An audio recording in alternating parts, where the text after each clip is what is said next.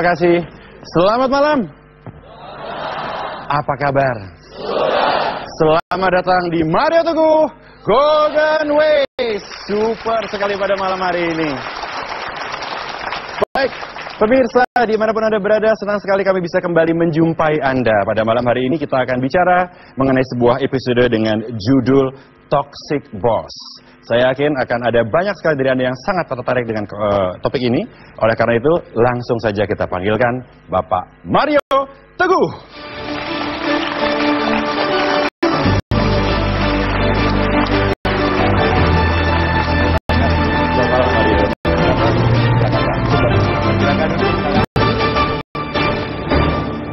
Sahabat-sahabat saya yang super, selamat malam. Assalamualaikum warahmatullahi wabarakatuh. Salam sejahtera bagi kita semua. Dan saya sangat berterima kasih Anda semua hadir. Dan sahabat Indonesia dimanapun Anda berada, mudah-mudahan program kita yang sederhana malam ini menaruh logika yang jelas mengenai karir dan keharusan kita untuk berhasil dalam lingkungan yang baik.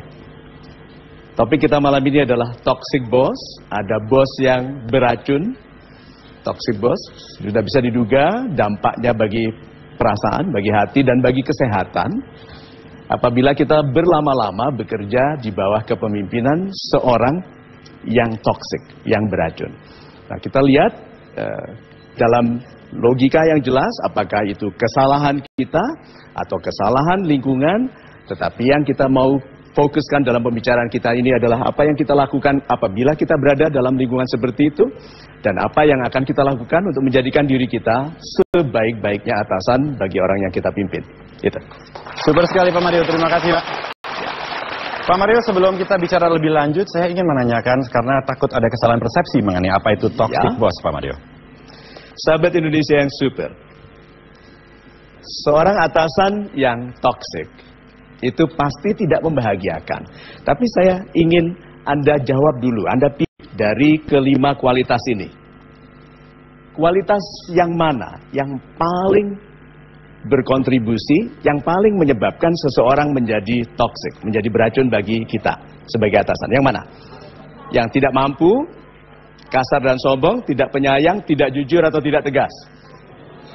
Sahabat yang di rumah juga milih. Siapa yang milih nomor 1? Tidak mampu. Sedikit, kasar dan sombong. Lumayan, karena itu cara Anda diperlakukan. 3, tidak penyayang. Sedikit, tidak jujur. Banyak, tidak tegas. Oke, kira-kira saya pilih yang mana? Semuanya. Harus ada satu yang menyebabkan, yaitu tidak penyayang. Jangan pilih atasan atau orang yang tidak penyayang sebagai pemimpin.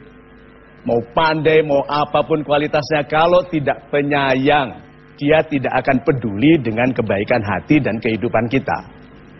Orang yang penyayang itu akan berusaha menyejahterakan. Dalam menyejahterakan, dia harus berlaku adil. Ya toh? Karena ini sejahtera 50, ini sejahtera 100 sesuai dengan kontribusinya. Untuk itu dia harus jujur. Dia tidak bisa adil kalau tidak jujur. Dan karena dia adil dan jujur, dia harus berani mengatakan kamu tidak berkontribusi yang cukup. Atasan yang berani jadinya tegas. Tegas itu pembangun hormat. Karena anak buah paling tidak sabaran dengan orang besar berkuasa yang tidak tegas. Karena kalau diurut, orang tidak tegas itu berarti penakut. Kalau penakut berarti tidak jujur dan tidak adil. Berarti tidak penyayang. Kalau orang tidak penyayang, perhatiannya hanya kepentingannya sendiri.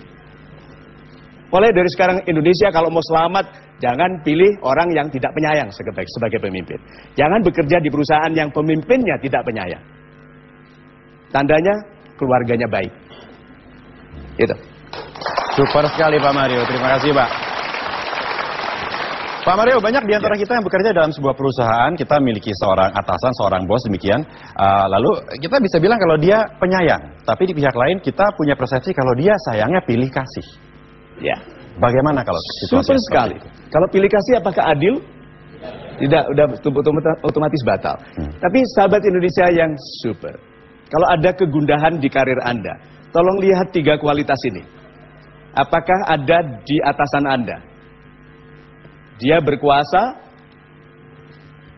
dia tidak mampu, sifatnya buruk. Bisa bayangkan orang itu? Tidak mampu kalau berkuasa, dia akan mencegah orang kelihatan pandai. Ya. Dia akan mengorbankan organisasi, perusahaan, asal kepentingannya selamat. Nah, sifatnya buruk, tidak ada apapun yang bisa memperbaiki dia, kecuali keinsafan. Jadi kalau begitu Mas Uli, Ya, Pak. orang yang bekerja di bawah 3 orang ini harus memperhatikan segmen-segmen berikut ini, supaya kita bisa berfokus bukan kepada atasan yang bermasalah ini, tetapi berfokus kepada diri kita yang harus sejahtera di dalam seburuk-buruknya kepemimpinan. Itu. Super sekali Pak Mario. Terima kasih Pak. Baik, Super Audience, kita berikan kesempatan kepada Anda untuk memberikan pertanyaan. Silakan tunjukkan tangan Anda. Saya Eko dari Klaten. Terima kasih. Menurut saya bos itu singkatannya bukan orang sembarangan, Pak. Super sekali, oke. Apakah toksik ini ada toksik positifnya, Pak? Dan bagaimana cara meresapnya? Terima kasih. Super sekali.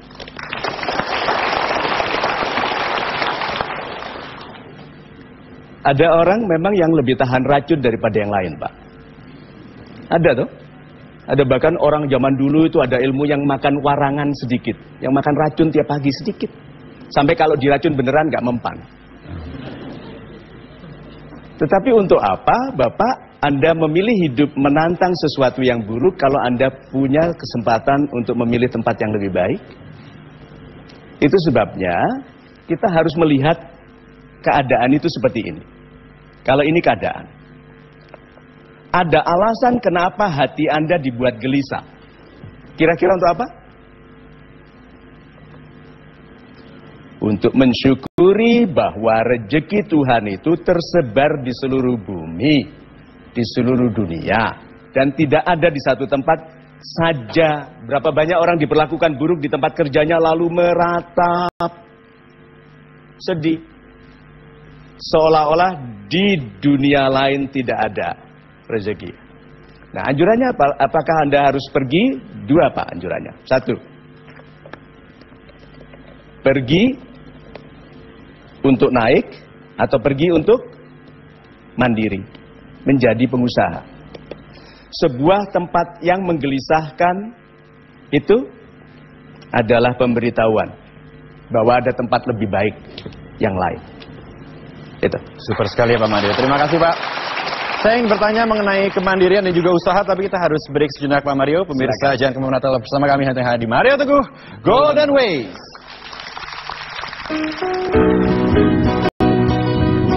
Cara terbaik menolak perintah atasan adalah melaksanakannya dengan sebaik-baiknya. Lalu tampillah sebaik-baiknya supaya ditemukan orang-orang penting.